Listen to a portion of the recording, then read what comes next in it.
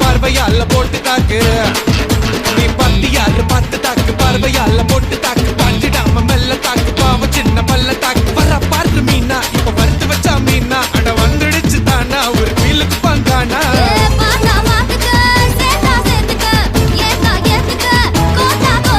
போட்டு தாக்கு வர ஒரு புறா போட்டு தாக்கு பகை கடல் எறா போட்டு தாக்கு ஒட்டு தாக்கு சக்க போட நீதான் போட்டு தாக்கு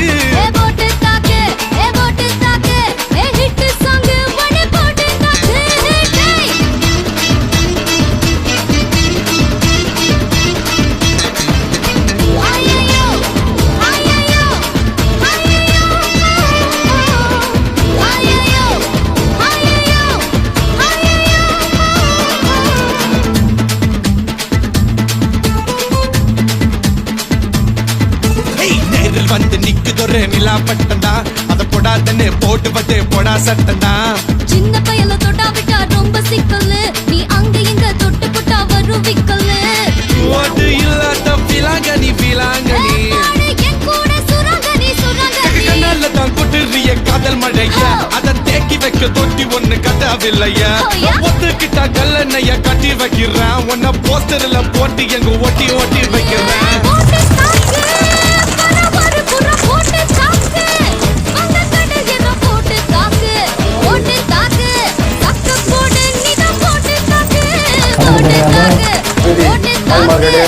வாலிப நண்பர்களே,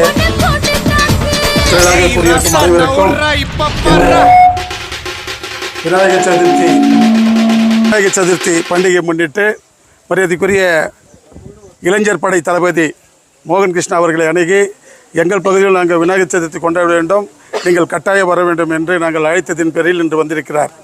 இன்று வந்திருக்கிறது நோக்கம் என்றால் 35 வார்டிலையும் கணேசா பண்டிகைக்கு அவர் கால் வைக்காத இடமே இல்லை. அதே போல் கொரோனா காலத்தில் 7 வருஷமாக இந்த தொழிலாளிகளுக்கும் தொழிலாளி குடும்பத்துக்கும் வறுமையிலுக்கிறவங்களுக்கும் எந்த ஒரு பதவியும் இல்லாமல் எம்பி இல்லாத எம்எல்ஏ இல்லாத தொழிற்சங்கம் இல்லாத தனி மனிதனாக தன்னுடைய உழைப்பில் நான் 10 ரூபாய் சம்பாரிச்சா 5 ரூபாய் என் சமுதாயத்துக்கு கொடுக்கணுன்ற ஒரு நிலைமைக்காக அவர் இன்றைக்கி வந்துக்கிறாரு. குறிப்பாக சொல்லணுன்னாக்கா இன்றைக்கி இதெல்லாம் பிஜிஎம்எல் ஏரியா, பல கூட்டத்திலலாம் போய் பேசிக்கிறோம். மைனிங் ஏரியா வேறு, நான் மைனிங் வேறு. மைனிங் ஏரியா இருக்கும் போது தாய்மார்கள் தண்ணிக்கு பிரச்சனை என்ன மாரி கஷ்டப்படும் போது நான் மூர்த்தி இவரெல்லாம் சேதெல்லாம் சேர்ந்து பஞ்சாயத்தில் இருக்கும்போது அப்போ கூட உங்களுக்கு ஒத்த குழல் தண்ணி போட்டு உங்கள் எல்லாருக்கும் தண்ணி கொடுத்து தெரியும். ஜெயக்குமார் அவர் தான் தண்ணி திறந்து விட்டுருந்தார் எல்லாருக்கும். இந்த மாதிரி நாங்கள் சமுதாய பணி வந்து செஞ்சுருக்கிறோம். அதே போல் இவர் இளைஞர் தளபதி அவர் என்ன சொல்கிறாருன்னா, அவர் எலெக்ஷன் நின்று இந்த கட்சியில் தான் ஓட்டு போடு அந்த கட்சிக்கு ஓட்டு கடி இது வரைக்கும் வந்ததில்லை. அன்றைய ஒரு நிலைமை வரும், அந்த நிலைமையில் நம்ம அவருக்கு நன்றி விசுவாசமாக நம்மளும் நல்லது செய்யணும். அதே போல் இந்த பிஜிஎம்எல் கேஸ் 23 வருஷமாக நம்ம போராடி இருந்தோம். எந்த லீடரும் அதை விட்டுட்டாங்க. இன்றைக்கி குப்பை கொட்டுறதுக்கு எல்லா லீடரும் வந்துக்கிறாங்க. குப்பை கொட்டக்கூடாது, நன்சேத்திரா நன்மண்ணு நன்னுன்னு எந்த சேத்திரம் முதல் முறையில் குரல் கொடுத்தது இவர் தான். அந்த மாதிரி எதனா குப்பை கொட்டினாக்கா என்னை மீறி தான் குப்பை கொட்ட முடியும்னு சொல்லிட்டு முதல் குரல் கொடுத்தாரு. பிரஜாவாணி பத்திரிகை காலில் பார்க்குறாரு, மறுநாள் நேராக தங்கவேல் வராரு, தங்கவேல் வந்து ஸ்டேட்மெண்ட் கொடுக்குறாரு. அப்புறமா அரசியல் பயம் காட்டுறதுல முனிசிபல் பயம் வர காட்டுறாரு. இப்போ ஒரு முனிசிபல் தேர்தல் வந்துச்சு. தேர்தல் வரும்போது யாருக்கு ஓட்டு போகிறது, யார் பிரசிடென்ட் போது மோகன் கிருஷ்ணா வராருனாவே பயப்படுறாங்க எல்லாம். உடனடியாக யாரை கூப்பிட்டு எல்லாம் சரி பண்ணிட்டு வேறு மாரி பண்ணிட்டாங்க. எந்த பயந்தாலும் ஒரு பயம் காட்டு வளர்க்குறாரு. தங்கவயல் மக்கள் ஏதோ பணம் 1000 ரூபாய் கொடுத்துக்கு அடிமையாகக்கூடாது. நான் கூட கடந்த டைமில் பெரிய தப்பு பண்ணோம், நாங்கள் இல்லைன்னு சொல்ல வரல, அந்த தப்பை மாற்றிக்கிறோம். உண்மை சார், பெரிய தப்பு பண்ணோம், அந்த தப்பை மாற்றிக்கிறோம். நாங்கள் கோர்ட்டு கேஸ் வின் ஆகிட்ட பிறகு முதல்ல இவருக்கு ஃபோன் பண்ணோம். மோகன் கிருஷ்ணா வராருன்னு ஒன்று சென்னமாணிக்கும் போலீஸ் டிபார்ட்மெண்ட் ஃபோன் பண்ணி மோகன் கிருஷ்ணா வரக்கூடாது, என்னடா இவரு கோர்ட்டுக்கு வந்து 30,000 ரூபாய் பணம் கொடுத்தாரு, அடிக்கடி கேட்டால் அவர் வருவானாருன்னு இங்கிருந்து சென்னமாலிக்கு ஃபோன் பண்ணி மோகன் கிருஷ்ணா வரக்கூடாது, அவர் வளர்ந்து வர தலைவர் அப்படின்னு பண்ணி சென்னை மாஸ்டர் பயம் காமிட்டு அவரும் வர மாட்டேன்ட்டார். அதன் பிறகு நாங்கள் அன்றைக்கி ப்ராமிஸ் பண்ணோம் இவருக்கு, சார் கோர்ட்டுக்கு எந்த மீதி பேரெல்லாம் நீங்கள் என்ன கட்சியில் இருக்கிறீங்க ஏதில் இருக்கிறீங்க நீங்கள் யாருக்கு ஓட்டு போடுறீங்க கேட்பாங்க. இவர் அப்படி இல்லை, மாடல் ஹவுஸ்க்கு நேராக வந்தார். அங்கே நம்ம முருகன் சார் வெங்கடேஷ் எல்லாம் இருந்தாங்க. அப்போது முருகன் சார் கிட்ட சொன்னோம், சார் எங்களுக்கு பிரச்சனை எப்படிக்கே சார், கோர்ட்டு காசு இல்லை என்கிட்டன்னு. அவர் என்னன்னு கேட்கல, மூர்த்தி யார் சேது யார் முன்சாமி யார் யாரையும் கேட்கல, என்ன பண்ணோன்னாரு, கோர்ட்டுக்கு காசு இல்லை சார் என்கிட்டன்னு. உடனே அங்கே எடுத்துன்னு போயிட்டு 30,000 30,000 ரூபாய் எடுத்து கொடுத்தாரு. அந்த நான் பல மீட்டிங்கில் சொல்லிக்கிறேன், பல மீடியாவில் கூட சொல்லிக்கிறேன். ஏன் தொடர்ந்து சொல்கிறேன்னா, செஞ்ச நன்றியை மறக்கக்கூடாது. அன்றைக்கி அதனால தான் அவர் கோர்ட்டு வெற்றி பெற்றதும் அவர் எட்டுன்னு வந்து எல்லா 2,500 3,500 தொழிலாளி குடும்பத்து சார்பாக அவரை வர வச்சு நம்மளுக்கு செஞ்ச உதவிக்கு மாற்றாக அவருக்கும் மரியாதை செய்யணுன்றதுக்காக அவருக்கும் மரியாதை செஞ்சோம். நம்முடைய பிரச்சனைகள் எது இருந்தாலும், ஏதோ கோயிலுக்கு வராங்க சாமியை கும்பிட்டு போகிறாங்க ஏதோ காசு கொடுக்குறாங்க, அதெல்லாம் கிடையாது. தொடர்ந்து தங்கவேல் சேவை கண்டிப்பாக செய்வார் என்ற மனதோடு சொல்லுகிறேன். நம்ம மறக்காத, நான் பண்ண தப்பை திருத்தி பண்ண மாட்டேன். நாங்கள் பண்ண நீங்கள்லாம் கேட்டிங்க வரும்போது, என்ன நான் போன டைம் அங்கே நீங்கள் இந்த டைமில் எந்த இருந்தாலும் இல்லை கேட்டாங்க சார், போன டைம் அங்கே ஓட்டு போட்டிங்க இந்த டைம் இவர் என்னக்கா, நாங்கள் தெரியாத பண்ண தப்பு. அந்த டைமில் அவர் எலெக்ஷனில் நின்று இருந்தால் நிச்சயமாக அவர் தான் வின் பண்ணிப்பார். சுரங்க தொழிலில் அந்த குடும்பம்லாம் கூட அவருக்கு தான் ஓட்டு போட்டுக்கும். நிலைமை என்னாச்சுனாக்கா, இவருக்கு சீட் கிடைக்கல, கடைசி வரைக்கும் ட்ரை பண்ணார், சீட் கிடைக்காதனால மாற்று வழியில்லாத ಇವಂಗ ನಾವು ನಾನು ಎಲ್ಲ ಹಿಂಗೆ ಮಾಡಿಬಿಡ್ತೀನಿ ನಿಮಗೆಲ್ಲ ಸುಪ್ರೀಂ ಕೋರ್ಟ್ಗೆ ಹೋಗ್ತೀನಿ ಕೇಸ್ ಏನಿದೆ ದುಡ್ಡು ಕೊಡ್ತೀನಿ ಎಲ್ಲ சொன்னாங்க. நாங்களும் கொஞ்சம் மெய் மறந்துட்டோம், எதோ ஹெல்ப் பண்ணுவாங்க ஊர் எம்எல்ஏ, ஏன்னா இவர் இல்லையே, இவರಿಂದ நாங்கள் அங்கே போக வேண்டிய அவசியமே இல்லை. சரி எல்லாம் ஆகிட்ட பிறகு பார்த்தாக்கா டெவலப்மெண்ட் இண்டஸ்ட்ரி பண்ணுறேன்னு பார்த்தா குப்பை கொட்டுறாங்களா நம்ம ஊரில். அப்போ குப்பை கொட்டுறதுக்காக நம்ம என்னத்துக்கு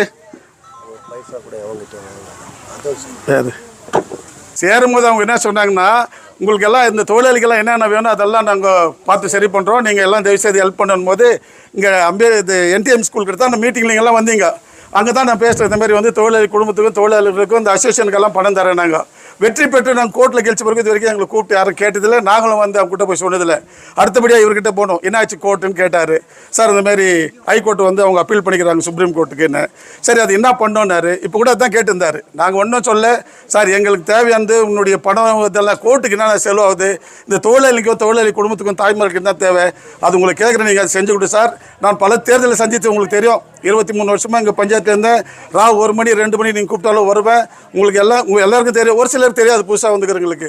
அதனால் நம்ம தொடர்ந்து செஞ்ச தப்பையும் மறுபடியும் செய்யக்கூடாது கேட்டுக்கொண்டு, மரியாதைக்குரிய மோகன் கிருஷ்ணா அவர்கள் நாளைக்கு இது வரைக்கும் அவர் அரசியல் காலம் வரல, பொதுநல ஊழியராகவும் சோசியல் ஒர்க்காகவும் தான் வந்துன்னுக்கிறாரு. அரசியலில் வந்தால் நம்மளாம் ஒன்று சேர்ந்து, இப்போ எப்படி இன்னும் நிறைய பேர் சேர்ந்துக்கணும், நிறைய கம்மியாக்குறாங்க, நிறைய பேர் சேர்த்து அவர் செஞ்சதுக்கு அவர் பரிகாரம் நம்ம செய்ய போகிறோம், ஒன்றும் செய்ய போகிறதில்ல.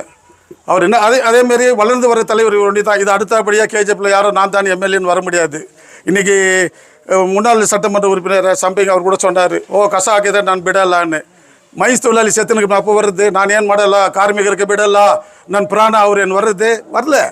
எங்களுக்கு முகம் தெரியாது ஹெல்ப் பண்ணார். அதுக்காக அவர் நம்ம உதவி செய்யணும். தயவு செய்து உங்களெல்லாம் 2 கை கூப்பி கேட்குறேன், இந்த செஞ்ச உதவி அவருக்கு மறுபடியும் செய்யணும் கேட்டுக்கொண்டு என்னுடைய வட்டாரத்தில் தாய்மார்களே, பஞ்சாயத்து தலைவர்களே, சேகர் சார், இங்கே இருக்கிறவங்க எல்லாமே எனக்கு ஒரு பெரிய பெரிய சக்தி என்ற ஒரு லீடருக்கு தான் இங்கே இருக்கிறது.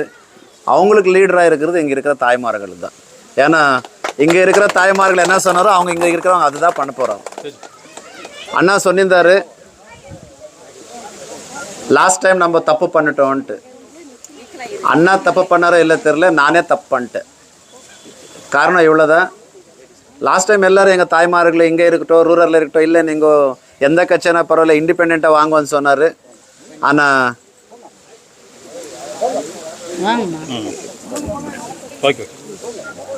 அப்போ இருக்கிற ஒரு சுச்சுவேஷன் பார்த்தா எல்லா லீடர்ஸ் வேண்டாம், நம்ம ஒரு கட்சிக்கு மரியாதை கொடுக்கணும், அந்த பிஜேபி கட்சியில் இருக்கிறோம், நாங்கள் பிஜேபியை விட்டு இண்டிபெண்ட் வந்து நம்மளுக்கு கட்சிக்கு மரியாதை கொடுக்குறத நீங்கள் வேண்டான்ட்டு நம்மளை நம்பி வச்சார். இப்போ கூட சொல்கிறேன், நான் நாளைக்கு சொல்கிறேன், கேஜிஎஃப்பில் இருக்கிற இப்போ பரிஸ்திதி பார்த்திங்களேன்னா 5 வருஷம் யார் வராங்களோ வர்றதில்ல தெரில.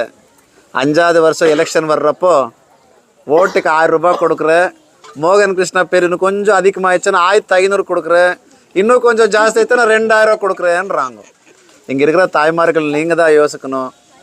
5 வருஷத்துக்கு நம்மளோட வேல்யூ இங்கே இருக்கிற ஒருத்தர் என்னோட அம்மாத ஒரு வேல்யூ 5 வருஷத்துக்கு 2000 கட்டுறாங்கக்கா உங்களுக்கு. எவ்வளோ? 1000 இல்லைன்னா 2000 கொடுக்குறோன்னு சொல்கிறாங்க. நான் உங்கள் தம்பியா உங்கள் பிள்ளையா இந்த மண்ணின் மைதனை நான் சொல்கிறேன். என்கிட்ட 5000 இல்லை 5 லட்சம் இல்லை, இருக்கிறது ஒன்று தான். ஒரு நல்ல மனசாக வச்சு நீங்கள் கூப்பிட்டதுக்கு வரணும், உங்களோட சேவை பண்ணணுன்ட்டு நான் இங்கே வந்திருக்கிறேன். தயவுசேர்ந்து இங்கே இருக்கிற தாய்மாரங்களெல்லாம், அதில் தங்கவேல இருக்கிற தாய்மாரங்க ரொம்ப புத்திசாலிங்கன்ட்டு நான் கேள்விப்பட்டிருக்கிறேன். புத்திசாலிங்க தான். ஏன்னா இந்த 2 ரூபாய்க்கு இந்த 1000 ரூபாய்க்கு நம்ம ஓட்டு எதுக்கு போட்டோன்னா தங்கவேல இருக்கிற ஒரு நம்பிக்கை. அது தங்கவேலில் கொடுத்த பேச்சு, அந்த பேச்சு எப்பவுமே நம்ம மாற்றுறதில்லைன்றதுக்கு ஒரு உதாரணம் இது. நம்ம 1000 ரூபாயில் 1 ரூபா வாங்கினா கூட நியத்து காட்டுறோன்றதுக்கு நம்ம எல்லாம் ஓட்டு போடுறோம். கரெக்ட் இல்லைங்களா? ஸோ நான் யார் காசு கொடுத்து உங்கள்கிட்ட ஓட்டு வாங்குறாரோ அவங்க பெருமையாக ஃபீல் பண்ணோம். நீங்கள் 1000 ரூபாய் கொடுத்தா கூட நாங்கள் ப்ராம்ப்டாக உண்மையாக நம்ம வந்துட்டு அந்த 1000 ரூபாய்க்கு ஓட்டு போட்டிருக்கிறோம். ஆனால் இந்த வாட்டி அவங்க 1000 ரூபாய் கொடுக்குறாங்கோ இல்லையா தெரில, உங்கள் மோகன் கிருஷ்ணா ஒரு மன்னன் மைதானம் அவங்கக்கிட்ட வர தயவுசேர்ந்து 1000 ரூபாய் மூஞ்சி பார்க்காதங்கோ, இந்த ஒரு ஏழைப்பட்டவங்க மூஞ்சி பாருங்கன்ட்டு நான் அவங்களை எல்லாம் வேண்டுக்கிறேன். சார் சொல்கிறாரு, மூர்த்தி சார் 30,000 கொடுத்தாங்கன்ட்டு. மூர்த்தி சார் இது 30,000 மட்டும் இல்லை, உங்களுக்கு நல்லதாகனா என்னை வீடு விற்று கூட 30 லட்சம் வேணும்னு கூட கொடுக்குற உங்களுக்கு ஆகியன்ட்டு நான் சொல்கிறேன்.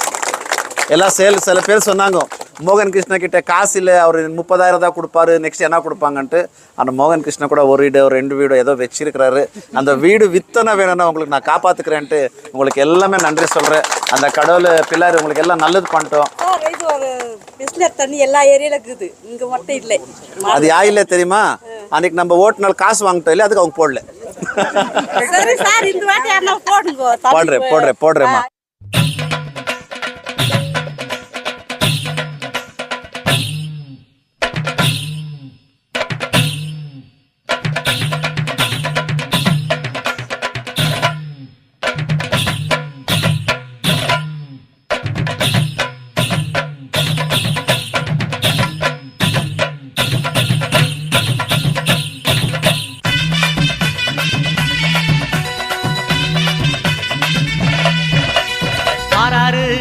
யாரு வாராரு ஆராரு உள்ள யாரு வாராரு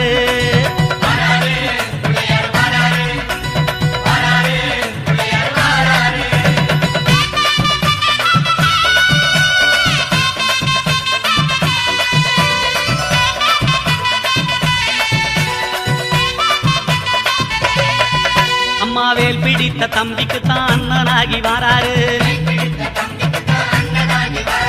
வெற்றிகானம் துதிக்கையினை தூக்கி கொண்டு வாராரு. வெள்ளையான உள்ளங்களில் வீட்டிருக்க வாராரு.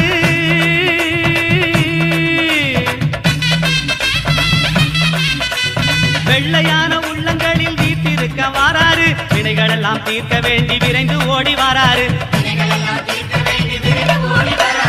ஆராரு பிள்ளையாரு வாராரு.